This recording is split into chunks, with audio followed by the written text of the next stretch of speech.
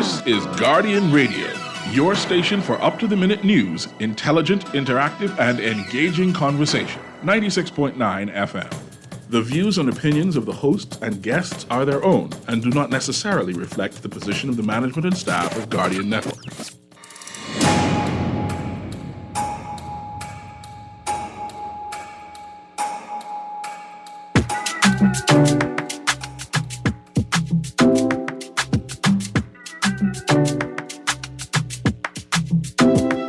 Good yawning this morning and welcome back to Guardian Radio 96.9 FM, your station for fresh news, smart talk all day.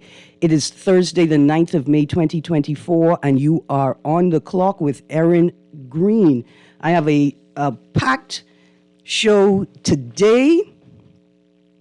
We're talking marital rape, and we're talking about the Bahamas' decision to recognize Palestine as a state. And we're having this discussion this morning with representatives from Equality Bahamas. Marital rape, the Strike 5 campaign, and we're going to delve into, in the part of the conversation,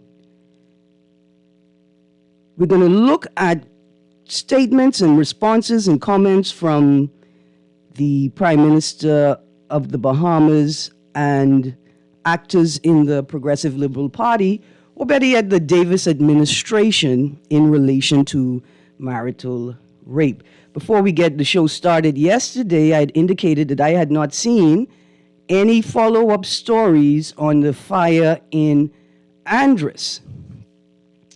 Before we start the marital rape and Palestine portion of this conversation, I just want to touch briefly on two articles. BAMSI suffers loss of 40% of livestock in recent Andros fires.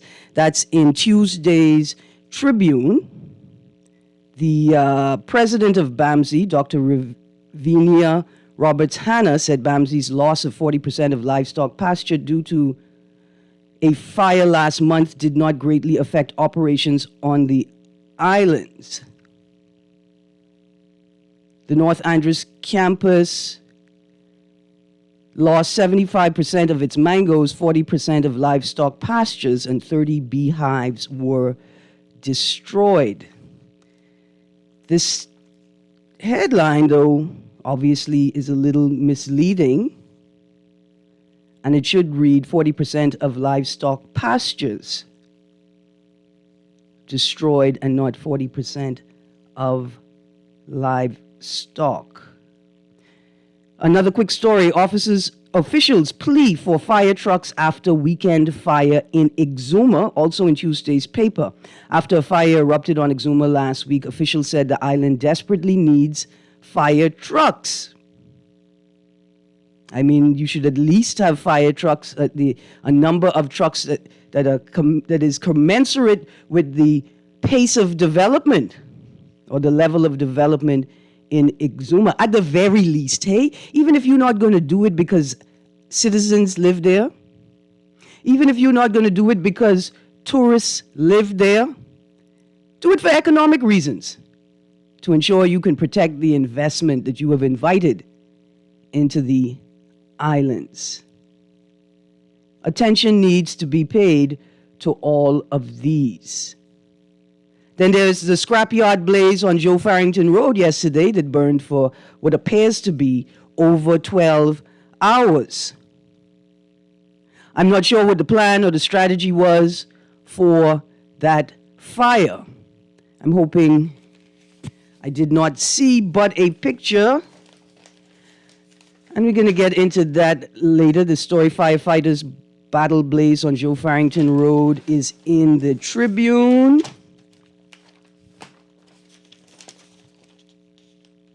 And looking for the story, I can tell you what page it's on in The Guardian.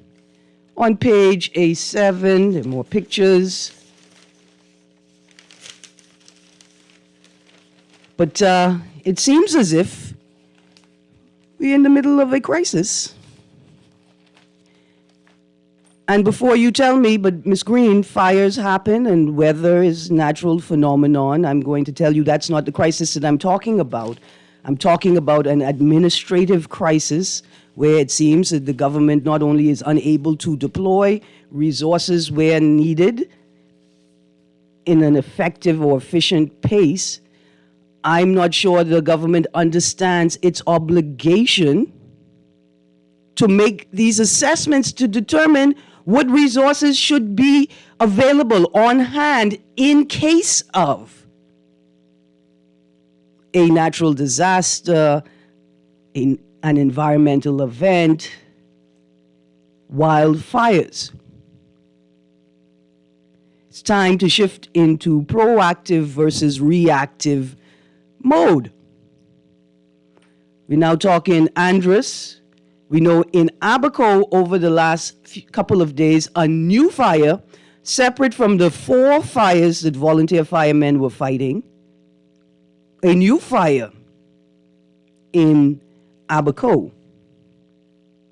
This is important. This is of national import. It's not what we're focusing on this morning, so I'm going to take this one caller and then we're going to transition. Good morning, caller. Good morning. Be quick here because you got some people in there over Quality Bahamas. I update for Israel. But I support, I don't know why Mr. Mitchell, I don't want to let Israel know he ain't speaking for me.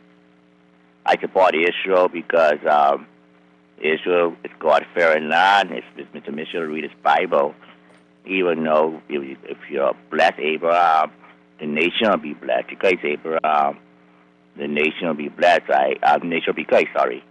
So I hope the reverends in Parliament and to go with Mother Cynthia Pratt. You remember Mother Cynthia Pratt welcomed Israel and she put the 10 Commandments inside the Supreme Court. So we support Israel.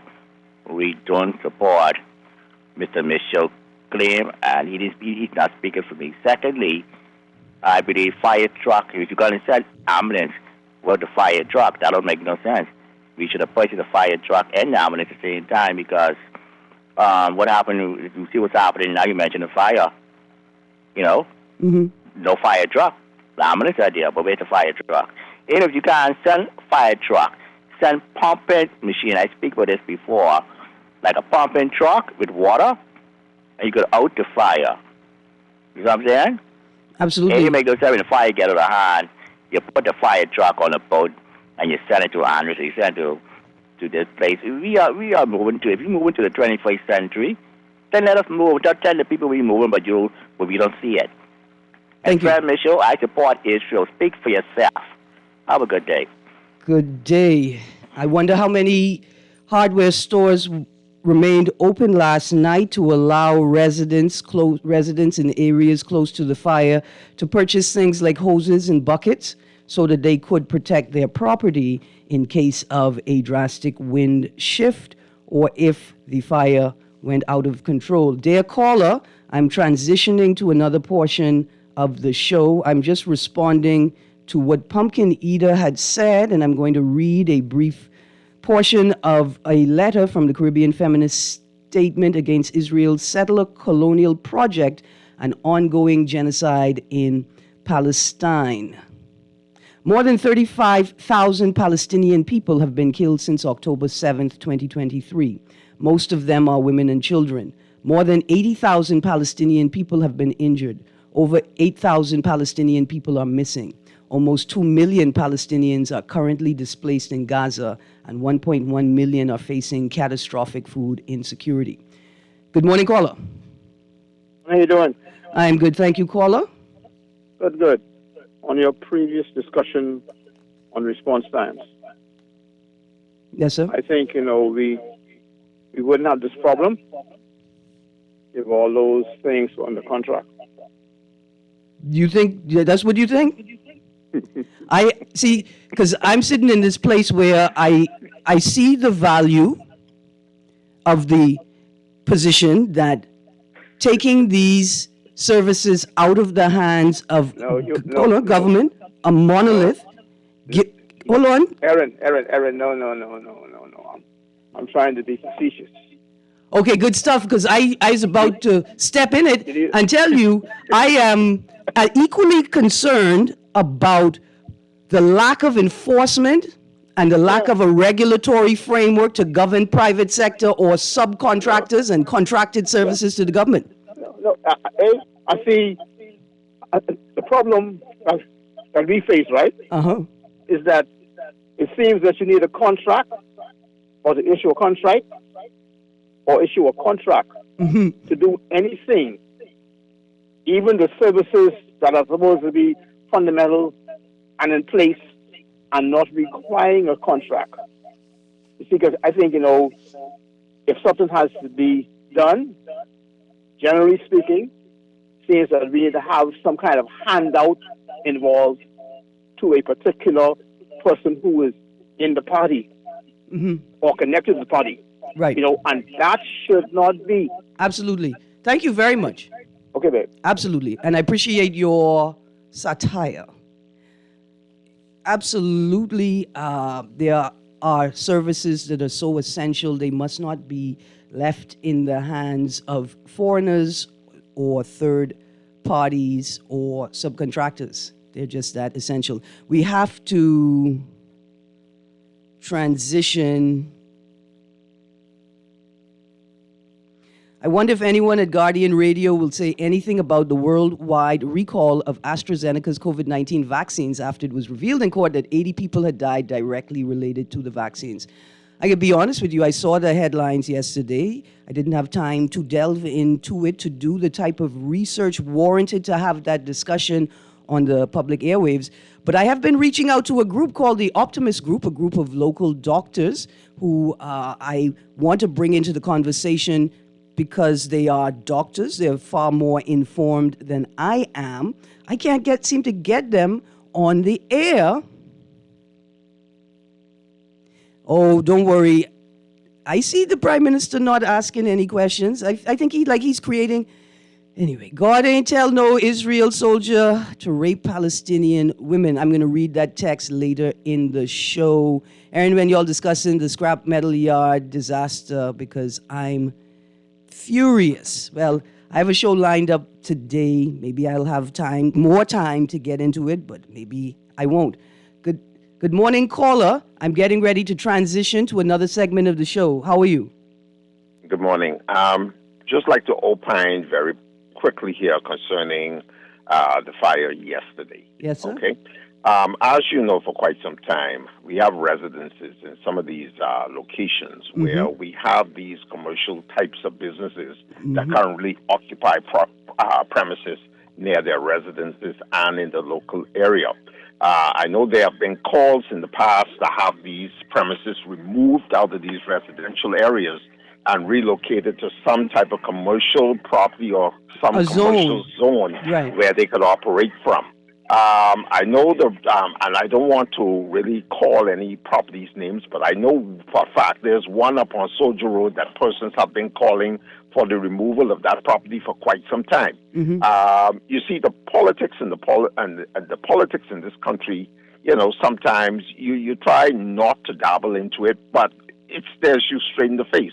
Why are these entities still in these residential areas when the government can make a decree? They could describe any part of the land as anything. They could acquire the land.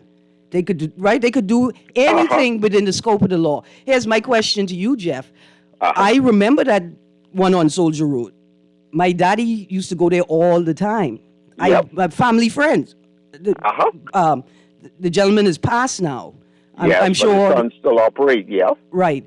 When we used to go there, that was the outback. That was the bush. That was an industrial zone. So here's my question.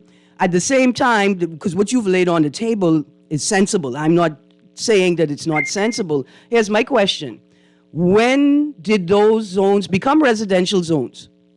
Why were people allowed to invest that amount of money into properties around a zone that we know, even if they had stopped the operation immediately, right? Even if they had stopped, say they stopped it in 1995, because my dad been passed from 89, right? Let's say they stop it in 1995, those people living in that area would still have to deal with the environmental impact from that business. Of the business on the land that they're living on. And so a second question to put on the table is, why was that area then rezoned to pod residential, pod commercial, right? Why wasn't that whole area defined as an industrial zone? And it just speaks to what I will continue to call an administrative crisis. Yep. Right? And when we look in terms of land management and housing, and ensuring that you have sufficient and proper housing inventories for future generations. It's a crisis at the administrative level. Yeah. Well, to answer your question quite succinctly, back in the day, yes, there because even if you look at the industrial park, which is where Backpack and everything is, that area was actually considered a commercial area. But now where you have residents now have permeated that area, I would have thought by now that successive governments would have at least reallocated them to a different location, perhaps give them 2 or 3 or 4 acres of land to remove that entity from there, probably carry them out to a Gladstone Road or carry them out to around the airport industrial park or something like that, but remove that entity from there and continue the residential side of that area.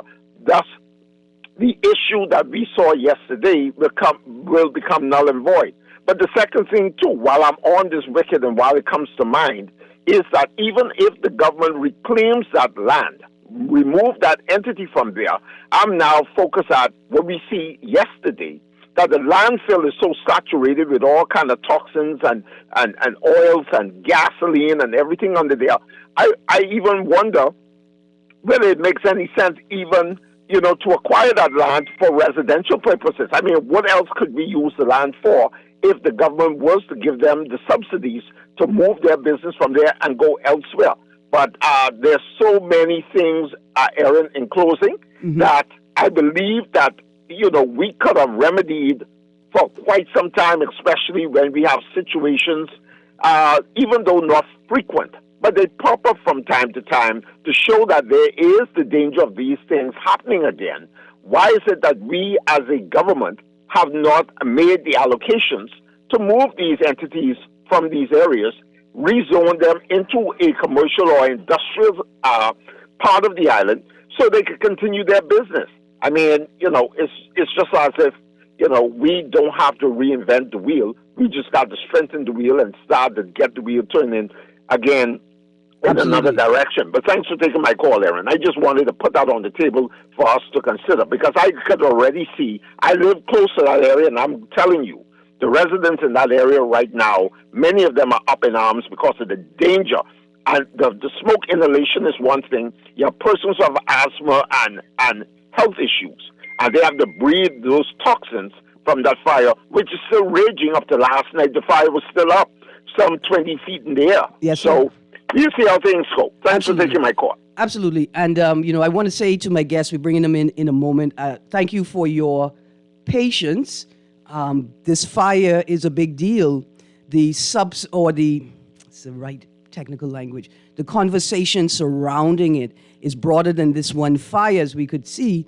Andrus and the destruction of Bamsey resources, Abaco, multiple fires, concern about arson, and then another fire. We have Exuma. It's unbelievable that there's not sufficient of this particular resource given the pace of development going on in Exuma and now New Providence. It's an important conversation. And then let's couple it with this, and then we're making this transition. I saw the notice yesterday evening that water and sewerage services were restricted or diminished yesterday because of a system-wide failure.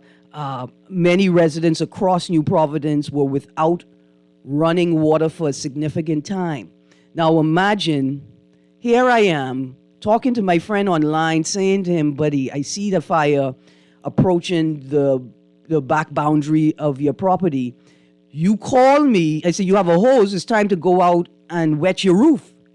It's time to go out and wet your roof. It's time for your neighbors to start a battalion, right? And everybody get their hose, face the back boundary where the fire would approach from, and wet that down. Spend a couple hours just wetting that down. Imagine now that residents may or may not have been without water supply in the face of this fire.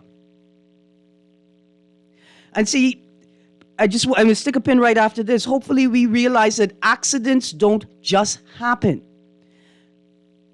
Tragedies don't just happen. They're an amalgamation of incidences and sometimes omissions of acts. All of these different parts of the system must be up and running and working, just in case somebody needs them.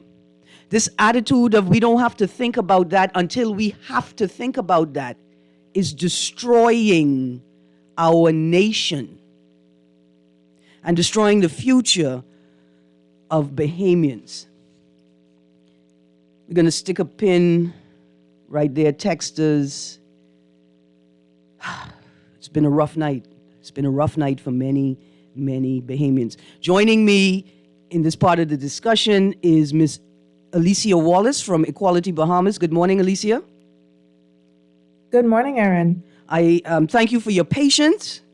Thank you for your patience very, very much. So I've invited Equality Bahamas on air after I saw the Strike 5 campaign's newest, release of media.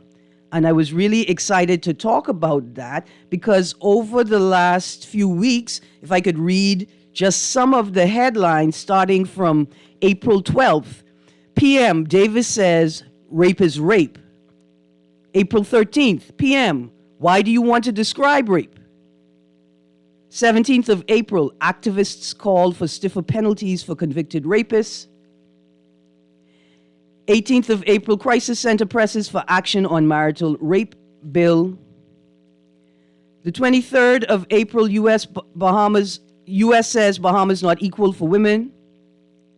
On the 23rd of April, report raises concern over marital rape, inadequate protections for LGBTQI. Another article, PM suggests marital rape won't happen under his administration, 23rd of April.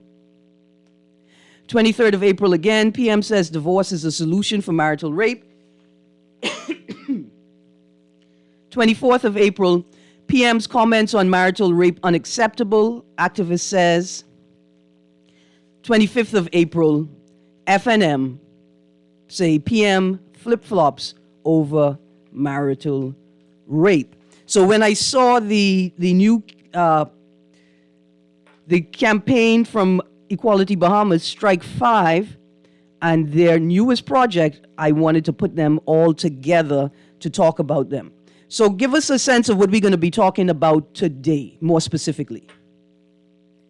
We have been running this Strike 5 campaign to criminalize marital rape for a number of years now. We relaunched in 2018, and this year we've done a bit of a rebrand to show the urgency of this issue, as it really has not progressed very far from when we were talking about it in 2018. We do have a different draft, which is great. It's a vast improvement on the 2018 one, but we haven't gotten anywhere since that draft in 2022. It looked like this administration was going to move it forward, and then it pulled a number of stunts on us. The first one was shifting the conversation to the gender-based violence bill, which seemed to be a push to get that passed before going to the Human Rights Council, before participating in the Universal Periodic Review, and then switching that bill out for what I consistently call a piece of garbage, which is the Protection Against Violence Act that they passed, that really does not address the issue of gender-based violence in particular, and that the Prime Minister keeps pointing to every time we talk about marital rape, every time we talk about rape, saying that this quote unquote protection against violence bill covers it. So during the month of April, when he kept making all of these very bizarre statements about marital rape, about sexual violence that are quite misleading, we were quite concerned that the public, hearing from a person who it perceives to be knowledgeable about the issue, knowledgeable about the law, and who the public might expect to be honest, it was a concern that people would just take what he said at face value. So we thought it was important to point out that what he was saying was not correct, that the blueprint for change, first of all, cannot be the only thing that you address in your 5-year term. Other issues are going to come up. Other issues have existed and have demanded attention, but we wanted to point out what is in the blueprint for change and what gender equality and the Sustainable Development Goals, in particular, Goal 5 on gender equality, really mean, and how that translates to a commitment to criminalize marital rape. If this administration, as it said in the blueprint for change, wants to achieve gender equality, which includes eliminating discrimination against women and eliminating violence against women. So that's what that new document, that new series of graphics was about, bringing some clarity and pointing out the inaccuracies and what the Prime Minister said about the blueprint for change and how it relates to this issue of marital rape. Well, let's start with the first image and the first quote from the Prime Minister. Quote, "I am guided by my blueprint for change. That sets out the basis for which I asked people to vote for me, and marital rape was not contained in that." Close quotes, a quote from the Prime Minister, Philip Davis. And then Equality Bahamas points out in the flyer, this administration didn't realize its blueprint for change, through its reference to the Sustainable Development Goals, is committed to criminalizing marital rape. And so, if you could explain that again. Absolutely. So there's this reference to the blueprint for change. So we went to the blueprint for change to see, okay, well, what is in it? If you're saying that criminalizing marital rape isn't there, then what does it commit to? And on page 49, under the section labeled Reform, it says, quote, "The PLP is committed to the United Nations Sustainable Development Goals that ensure quality education, lifelong learning opportunities, gender equality and empowerment for women and girls, quality water, sanitation, and access to affordable, reliable, sustainable, and modern energy," end quote. So the Sustainable Development Goals were adopted by the UN General Assembly in 2015. And the aim is to reach these goals by 2030. We're not on track for that at all. But the PLP and its blueprint for change made a commitment to the SDGs, not only made the commitment, but singled out 4 or 5 of the goals. And one of them is gender equality and empowerment for women and girls. So that just looks like something very general. But it's important to look at the Sustainable Development Goals themselves, which have targets and indicators. So to achieve gender equality and the empowerment of women and girls, these are the things that we need to do. Those are the targets. And these are our measurement tools, indicators. How do we know that we are reaching them or not reaching them? Okay. And the first 2 targets under Goal 5 for achieving gender equality and empowering women and girls are ending all forms of discrimination against all women and girls everywhere, and eliminating all forms of violence against all women and girls in the public and private spheres, including trafficking and sexual and other types of exploitation. Okay. So both of these are connected to the issue of marital rape. One speaks to discrimination against all women and girls everywhere. So the operative word there is all, meaning that we are including women who are married and not married. How are we discriminating against women? Yes. We're doing that in the Sexual Offences Act in Section 3 that excludes married people from the definition of rape. Okay. Let's go to the next flyer on page 3. Page 3 has another quote from the Blueprint for Change. This one is from page 51, where it highlights the 4 pillars of the National Development Plan, that Vision 2040 from a few years ago. Yes. And it says, quote, "The Progressive Liberal Party is committed to eliminating all forms of discrimination against men and women in the Bahamas," end quote. Mm-hmm. It's self-explanatory. It's committed to eliminating all forms of discrimination. That means changing laws that discriminate on the basis of sex and gender. And we have already started this process through the engagement of UN Women, where consultants were brought to do a complete review of all of the laws of the Bahamas and to indicate which laws are discriminatory and how. And the discriminatory law review, many people will remember, was held in 2022, where we looked at all of the different laws, looking at laws on education, laws on sexual violence, on health, and finding where the law needs to be amended to ensure that there is no discrimination against women or men. And that report, we saw a draft report, but the final report has not yet been made available, and there have been no updates on it since then. Okay. All right. So, you want to read through some more of the images in this campaign? Well, some of them I've gotten to already because they're highlighting the goals, right, and the targets, which are really the crux of our argument against what the Prime Minister said, and really highlighting that this is a commitment that was made in the Blueprint for Change. And we highlight that the Sexual Offences Act is, in fact, discriminatory. And that was highlighted in that discriminatory law review that was undertaken by the consultants under UN Women. And it is a sex and gender-based discrimination that is combined with other factors like marital status. And this kind of discrimination limits women's access to our human rights. So again, we know that our rights are inherent. We don't need to do anything to earn them or to deserve them. The issue that we have is in accessing those rights. And there are laws and policies in this country, like in many other countries, that impede our access. Okay, so to those people who are saying that, like the Prime Minister, who is quoted as saying, I want to read the quote properly. I'm pulling it up right now. The one where he say, "Y'all ruling us, man." Yeah. I can't believe I don't have that in front of me, but the comment the Prime Minister made, the whole article, what more do y'all want? Y'all ruling. Right. He went on to say that women are in the public service and things like that, which is a common argument. We hear it all the time. It's not new. It's very lazy. It's very old, and it is a distraction. We're saying that we're having this issue over here. We're talking about sexual violence. We are talking about marital rape. We're talking about inequality. We're talking about the increase in actual and reported gender-based violence, including domestic violence and intimate partner violence. And here comes the Prime Minister saying, "But look over here, y'all have all these jobs." Right.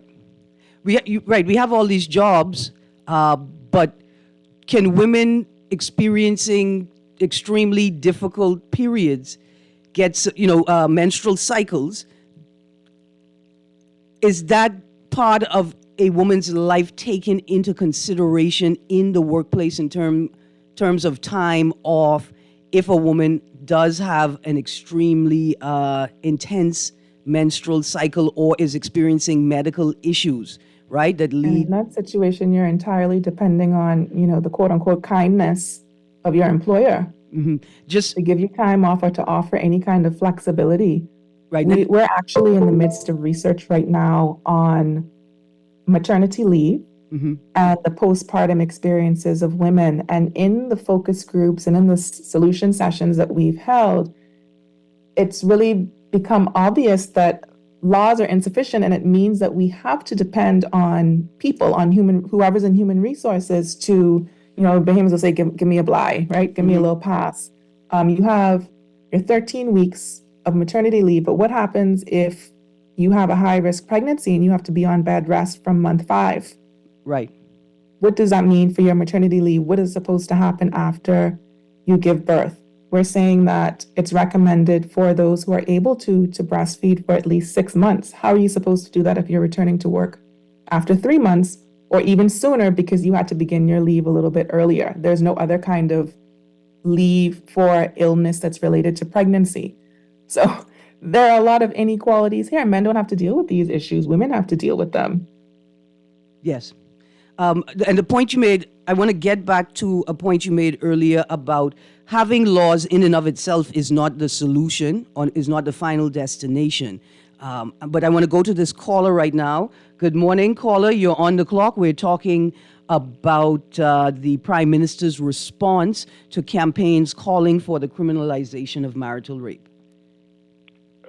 Ms. Greene, I'm sorry for calling, okay? And, your guest, I can't disagree with anything she's saying because I came from a mother. And so it seems to me men are very, very angry with women, right? Even from the church. I don't know if the church, the papacy is responsible for this, right? Mm-hmm. But your guest is very, very informed and very humane, painting a human picture of mothering, right? Mm-hmm. So the criminalization of marital rape will be very, very hard to prove, and really, to me, it's a waste of time in the conversation because I can't have sex with somebody who doesn't want it. It doesn't pan out for me. I'm sorry, okay? But what I want to make a little joke here to wake up everybody. According to the intellectuals' narrative of rape is rape, but I hope that Dar Burrows would come on. I'd like to hear from her again because we saw where a young man was raped and his mother is the police. So if rape is rape, why hasn't I'm concerned about young men also because to me, I have a son and I'll go. They say, oh God, I might even live in it. Listen to me, man. Whoever name call with raping my son, hey, everything cool. Listen to me. Mm-hmm. A young man was raped and I didn't hear a tape. Well, listen, this is what I'm saying is, what kind of world are we living in? 52, this is the first time I'm hearing about it as well. And so I agree with you. It was on What's Up and it was on Lincoln being show, so that means it doesn't exist because the person is a status quo. You can't even describe them. I mean, what's going on in this country, man? What are we? Man, okay, so watch this 52. Watch this, right? I don't watch the shows of people who's... Anyway, I find it difficult because of my personal experience of being attacked to have to absorb media from people who have attacked me. But you could have sent me the clip.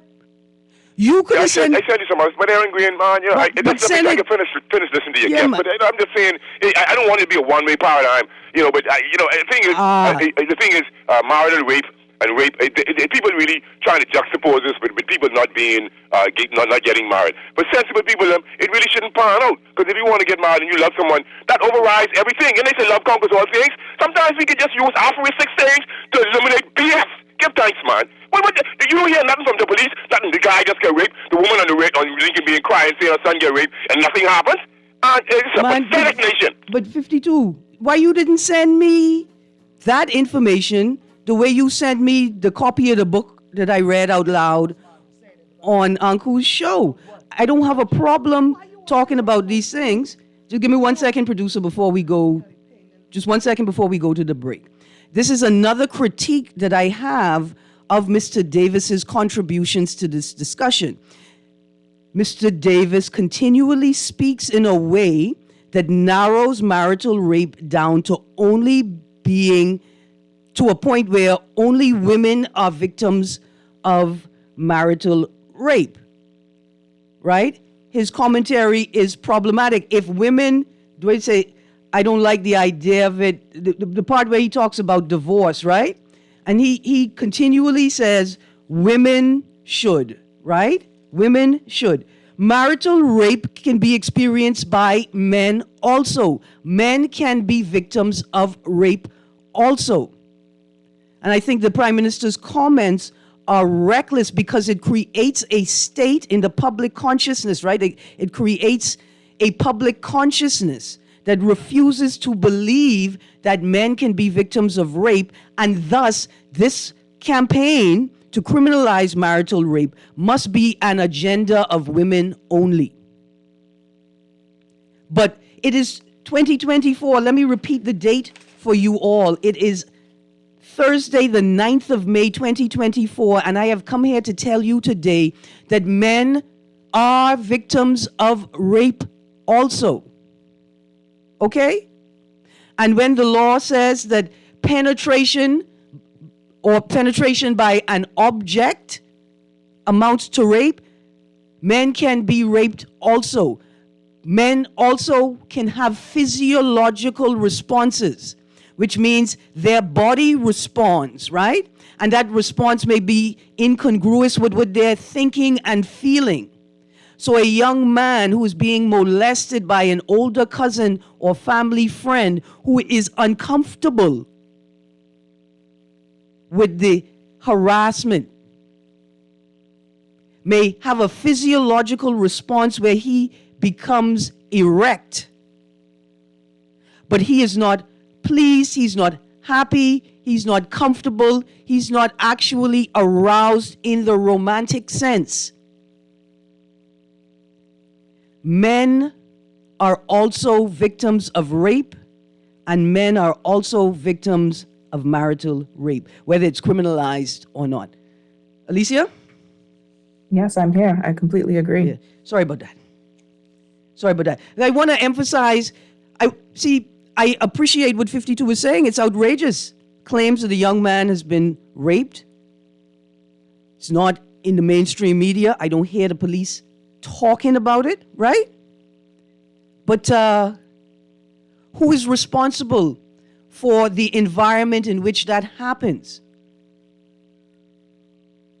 That is the question.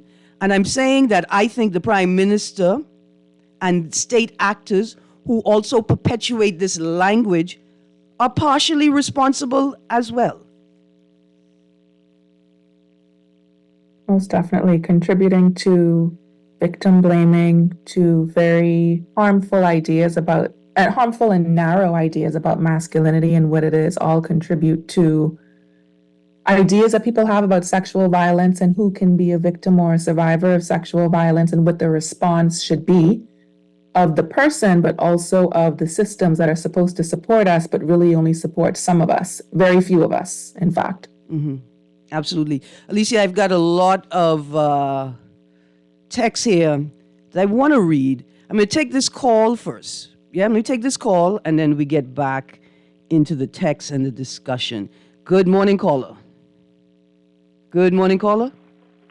Yeah, good morning, Erin. This is me. I got a question for the group. Well, not a question, but I want the group to also lobby like myself and we lobbying for equal pay for women. And so far here, no women groups are asking for that because it's sad that some women do construction and they're on the job, private sector and government, but they don't get equal pay. They deserve it. Thank you, Pumpkin Eater. So I want them to comment on that. I wonder how they're going to do that. Because the Pumpkin Eater want equal pay for female and male got it, but for female. Have a good day. Absolutely. That's a great point. We do talk about equal pay for work of equal value. We don't have a campaign the way that we do for criminalizing marital rape, and perhaps that's something for us to look at going forward. But this is an issue that we regularly raise, and we have raised it since these comments by the Prime Minister pointing to women being in the public sector, women having all of these jobs, and the general commentary that, women further their education and are getting more degrees than men. And we point out that this does not necessarily translate in the workplace because there are ideas about who should be a manager, who should have executive positions, who is fit to be a leader.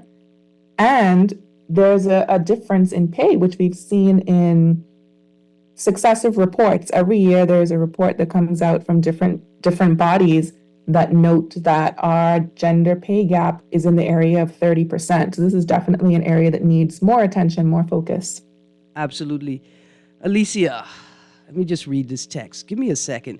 The fact that a child was raped, given a deadly STD. I'm not going to read the other part of your text. And the mother is a police officer crying out for justice, and you say you are fighting for victims but will not talk about this serious situation, makes me look at you sideways. I feel like it's disingenuous, just like the PM, there's no difference. Dear texter, I can understand that you are extremely frustrated living in this state and feeling like that you have no recourse. You don't have access to the tools necessary to protect young people from sexual violence. I can appreciate exactly how frustrated you are. Please don't direct that frustration at me, texter. As I said, I am just becoming aware of this matter. I hold a place on the radio. There are rules to be followed. Do you want me to disrespect the media and the Bahamian public like the Prime Minister did in his last commentary about the media and how they're so pesky, like, these meddling kids? That's what you want me to do? Let me take this job seriously, texter, right? Like I said to 52, he had the information and he didn't share it with me. You want me to just run off on air about something as serious as this? Do you all understand your responsibility to ensure that justice is not perverted by reckless or emotional outbursts and contributions in the public domain? For the interest of the victim of this alleged crime, and I'm going to say alleged because that's what we have to say, for the purpose of protecting justice, let me treat the matter as serious as it is, texter, and stop muddying the water with these reckless statements. I mean, you, texter, I want the audience to know that what they put in the text, I can't even read out loud. But you want me to talk about it. Come on, let's be responsible participants in this process called governance. All right, Alicia, here, let's pause from that. Let's go to a caller, and then I'm going to get back to another text. Good morning, caller. Morning, Erin, Greene, and morning to you guys. Good morning, sir. How are you? I don't know why we keep beating this marital rape horse. And all the people who are always jumping on this situation, they're supposed to be intelligent people because everything is right there. That's the way that they wonder why the Prime Minister making himself look shame, saying this and this one and that one and the next one. Listen, there is a process. When you go to get married, you got to get your license from the state. That's your state taxes. After which, you go to the church and you do your covenant between you and whoever. Now, if for some reason or another the relationship becomes toxic, you have to just reverse that process. Now, all the people who are advocating for this marital rape thing want to jump or circumvent that process. The law, nobody quotes the Sexual Offences Act, Article 15, A through E, which speaks directly to the marriage, a toxic marriage. But everybody's saying marital rape, but I never hear nobody read that over the airwaves. Read it for me. They have. Read it. No, read it. Well, I can't read it. Okay, then. See, but why y'all do that? Why y'all come to chastise somebody for not reading something, but you not prepared to present it to the public either? Yeah, but you got to understand my position. I legally blind, but I know what the section. That's why I put it over the air, so someone like a 52 repeat this. Could go, and you and your guests who could see could go read it. Repeat the section so I could Google it while I on the air talking to my guests. It is the I can tell you now what Section 15 is because we do talk about it, and we talk about it regularly, and it's a part of the Strike 5 campaign that we actually call for Section 15 to be repealed because it will no longer be necessary once Section 3 is amended to ensure that rape is rape, and we remove that marital exception. Section 15 does not cover all marriages. I'm responding to your question. You could just give me a moment. Section 15 only speaks to marriage or married people in the case where there is a divorce, a decree of judicial separation, a separation agreement, or an order of the court. So where that doesn't exist, married people do not have protection from rape. Section 15 is like a special category. It's even called sexual assault by spouse. It's not even called rape. That's not good enough. And to your point about divorce is a wonderful thing. We welcome people to divorce. If they feel they're in a toxic relationship, that's your right. To get a divorce, it's very difficult and it's expensive. And divorce is a that's civil law, and we're talking about a crime of sexual violence. Okay. So there should be two areas of recourse. Pause. Ms. Wallace, pause for a second. You and your guests have a lot of time to speak. I don't. All it is it's a name change if you look at it, because even if we call it rape, I'll be the devil's advocate. Even if we call it rape in marriage, see, like I say, you're trying to circumvent. You're wanting the police come in the house because you call it rape and pick up the man and lock him up. It ain't gonna go like that because you're married. See, you gotta take it. Okay, so hold on, caller. I give you some time, right? I give you some time. I want you to notice that I didn't drop the call after you made your comment. I give you space to be able to respond to what is being said, right? Don't create a framework like you being pushed out of the conversation. But I don't understand what it is that y'all are saying. If I believe that I have been raped, right? If I believe that I've experienced sexual violence and somebody has forced me to have sex with them against my will, you telling me that my recourse is to go back into the law and follow the process of how I got to that point? Yeah, that's exactly what you have to do. No, sir. No, you sir. You have to avoid that process. My good caller friend, now I gonna cut you, okay? You ain't gotta cut me because we make it. You got your say and I got my say. Yeah. I'm quoting from the law. No, but listen, from the law. But I'm not quoting out of my head. Pause. You quoting from a set. The law. You quoting from a set of words, right? Law. You quoting from a set of words. No, ma'am. I'm quoting from the Sexual Offenses The word. Act Okay. law. Now I can cut you. Now I got to cut you calling my friend, my good friend. Now I had to call you because is not the law made up of words? Don't play semantics here. We're talking about violence and people's lives. That's what we're talking about. We're talking about violence and people's lives. The law is made up of words. Those words can be changed at any time. That's why you can amend laws. The presumption then is, inherently, these words can be changed at any time. This law is not permanent. Those laws are words. And what I want to know is, do people think that words are more important than other people's lives? Now, callers, it's 11:03. I see you on the line. We have to go to the break, end on the clock, and we're going to pick up this conversation on the other side of the hour in the Guardian Radio AM hour. Ms. Wallace is going to stay with us until 11:30. And then I have another set of guests coming in, and we're having an entirely different conversation when those guests come in at 11:30. So callers, I see you all drop the call. Call right back after the break. I just want you all to know I have some very basic rules. Human life is more important than words. Human life is more important than laws. Unless those laws are about protecting human life. Thank you for joining me in this conversation. It's not over, so please stay tuned. Caller, you could call back. Please call back. You could call back, of course. Or you could message me on my private line and round me there. I don't mind. But let's get this one thing straight. Human life is more important than words. You've been on the clock with Erin Greene. Stay tuned. Guardian Radio AM is about to start.